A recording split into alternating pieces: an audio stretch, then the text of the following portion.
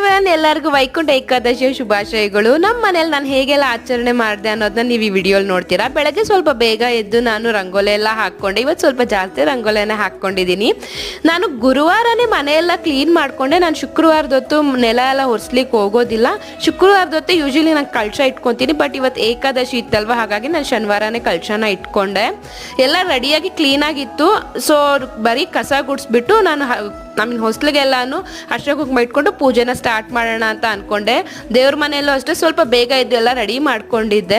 ಎಲ್ಲ ಮನೇಲೆಲ್ಲ ಪೂಜೆ ಮಾಡಿದ್ಮೇಲೆ ದೇವಸ್ಥಾನಕ್ಕೆ ಹೋಗೋಣ ಅಂತ ಅನ್ಕೊಂಡ್ವಿ. ಯಾಕಂದರೆ ಶುಭೈನ್ ಕರ್ಕೊಂಡು ಹೋಗ್ಬೇಕಲ್ವಾ. ಸೊ ಬ್ರೇಕ್ಫಾಸ್ಟ್ ಎಲ್ಲ ಮಾಡಿದ್ಮೇಲೆ ಹೋಗಬೇಕು. ನೀವು ನಾನು ಮಾಡ್ತಾ ಇರೋ ವೀಡಿಯೋಸ್ ಇಷ್ಟ ಆದರೆ ಪ್ಲೀಸ್ ಒಂದು ಸಬ್ಸ್ಕ್ರೈಬ್ ಮಾಡ್ಕೊಂಡು ಚಾನಲ್ನ ನೋಡಿ. ತುಂಬ ಚೆನ್ನಾಗಿ ನೋಡ್ತಿದ್ದೀರಾ, ಹಾಗೆ ಹೊರಟೋಗ್ತಿದ್ದೀರಾ. ನಾನು ನಿಮ್ಮ ನೆಕ್ಸ್ಟ್ ವೀಡಿಯೋಲಿ ಸಿಗ್ತೀನಿ. ಅಂಟಿಲ್ ದೆನ್ ಬಾಯ್ ಬಾಯ್.